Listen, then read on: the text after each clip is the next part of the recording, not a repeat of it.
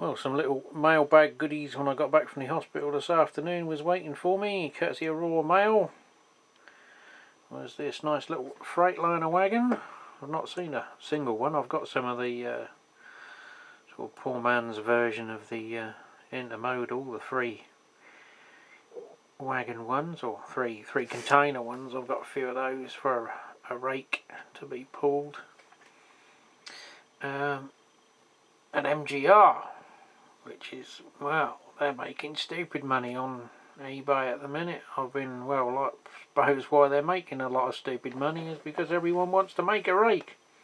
I was hoping with the advent of Cavalex and Akira scale, people would be, you know, defleeting their old substandard Hornby ones and buying Akira scale.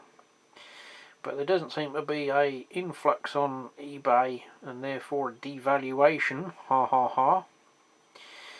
And the final one was little Arnold Sands, which obviously different era. But obviously that'll suit my wartime, pre-war, post-war London North Eastern, and obviously these will be in my later image. Obviously I think they were around about 70s, early 80s, weren't they? I think before they were phased out for the more modern system of containering. But they weren't a bad price, considering I've seen some silly people pay £15 plus postage for one of these, which certainly isn't a game I'm going to be playing for them. I missed an opportunity. One of the Facebook sellers had, I think it was 12 or 14 for 125 quid, which big chunk of money, but that would have, you know, been enough with what I've got. That would be it. I wouldn't have bought any more. But my holiday funds are starting to dwindle now, so it will soon be back to the land of normality. But these were all boxed. They are all intact. Everything's there that should be there. The buffers, the couplings, they're not bent, twisted, rusty, rotten, chipped paint. The only thing I've found is the little Arnold Sands one has got the newer style Hornby wheels on, and there is a little bit. I've messed about with it with my gauge to try, and the wheel's just not true, as you can see there. It's not too bad now, but no matter what I do, I cannot improve it. And we've got the old coupling problem with Hornby's HAAs, because they don't sit the same height, as you can see there. There's a country mile between them two. I don't know whether the wheels are pushed up higher, because everything I've got to replace it with are about a millimetre smaller, which makes the bottom of the brake bar look well too close to the rail. It just doesn't look right. Even the older style Hornby wheels, I think are 13mm or 12.9, and I think these are 14. So whether that's someone else has changed them at some stage, but they're both a bit wobbly, and no matter what I do with the gauge, I cannot get them square. And everything else I've got in packets either is dished, so it's not the right one because they're spoked. So it'll have to do at the minute, but it's not as bad as it was. I don't know what it'll be like when it's being hauled round by a D16 or a B12 or something, but we'll have to cross that bridge when we get to it. And another little treat for the old man cave railway shed, train shed, layout room, call it what you will, is a paraffin rear tail light to go with my LED flashing rear tail light, so they'll hang on the wall.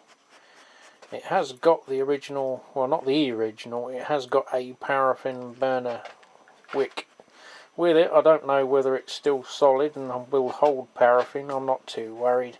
I think it's a Western Region stamp, BR Western Region on it, and this, according to the guy's description, was an Eastern pattern, although I can't find another one quite the same shape with the handles. Some of them have got a round bar. I'm not an aficionado on this, I just wanted one it's sort of unrestored, as in I think someone started, cleaned it up and then let it go rusty again.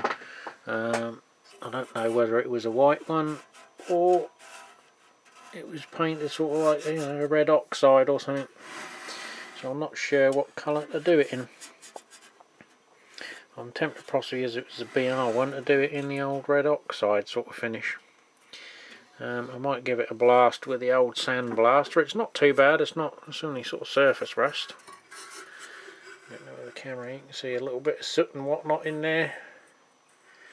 But the original lamp, I don't know whether I see it in there, I can't see on the screen, is down there, and then I've just got my little LED which looks like it's starting to go dim, just to give it an effect. But what I was going to do is just keep that for safekeeping, and I've got the flicker type bulbs, and I was just going to pass a little bit of flat flex through the vent hole, through the back, and just have a little normal lamp holder sat in there, maybe on a magnet just to hold it in place, and just have a little flicker bulb in there running off, and have it as a wall light as a feature. And then obviously I'm not destroying it or drilling holes in it to do any permanent fixings. So if I want to revert it back and just pop the lamp holder back in, I can do it without sort of butchering it and drilling holes in it. But it's all tight and solid. Obviously there's one to go on back there, it weighs a fair bit, but she's all good down the bottom. A few dings and dongs as you'd expect. But I think he obviously, if he bought it at auction, he paid £40, which is normally, if you see these painted white, they make £40–50 plus about a tenner postage.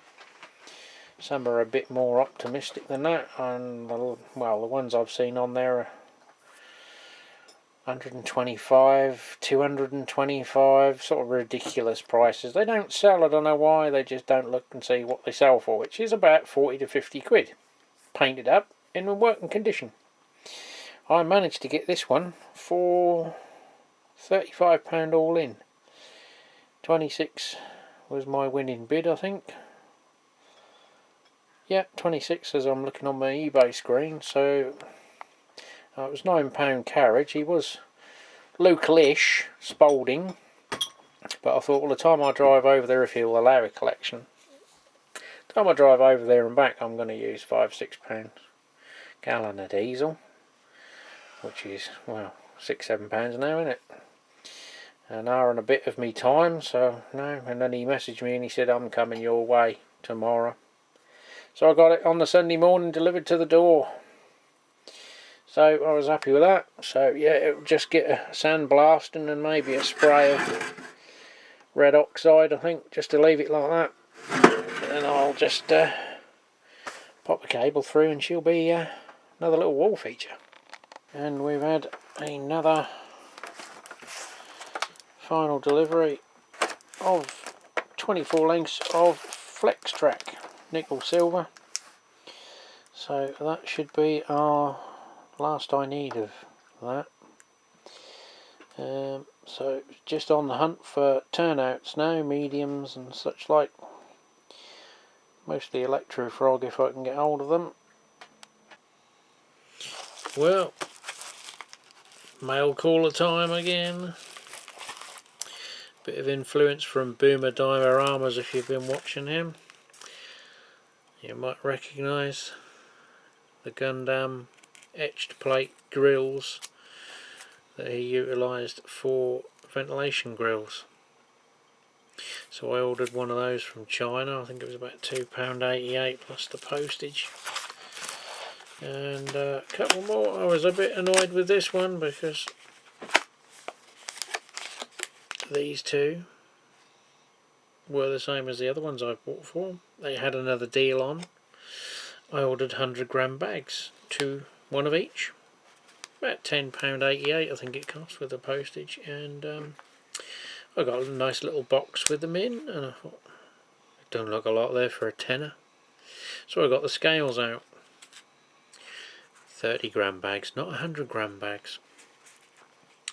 So I messaged the seller and they offered to refund me some money or send me some more. And I thought, well, what are you going to send, when you're going to send it, how long is it going to be? Chinese New Year's about to loom upon us. So I said, no, just give us a refund.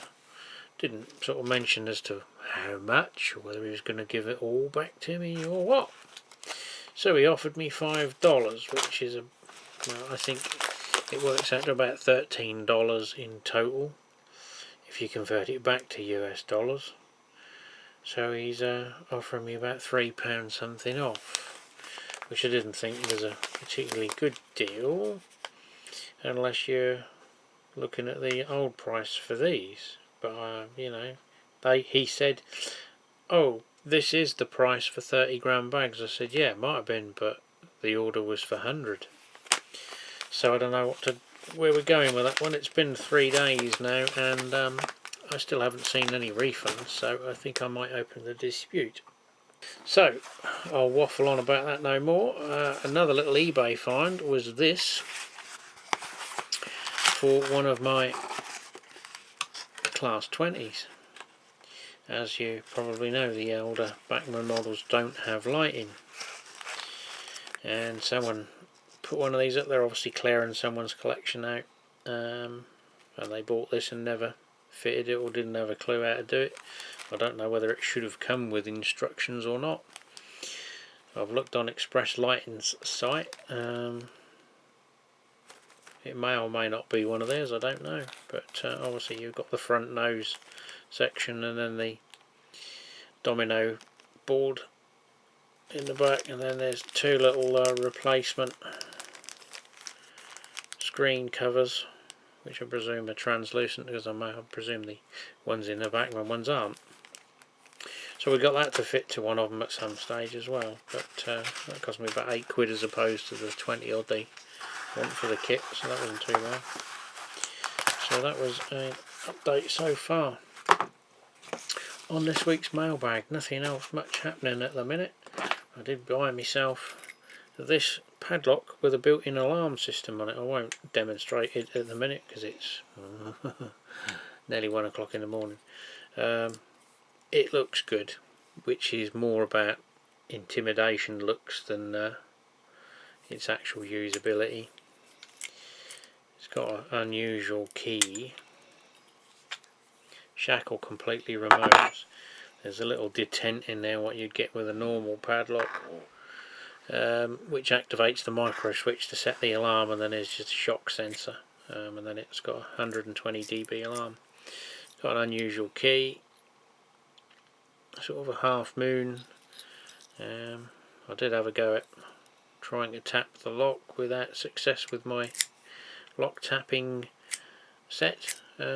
I didn't spend too much time on it. I didn't want to bugger it up. It's only $6.99 from the range, but I don't know whether the camera will pick that up.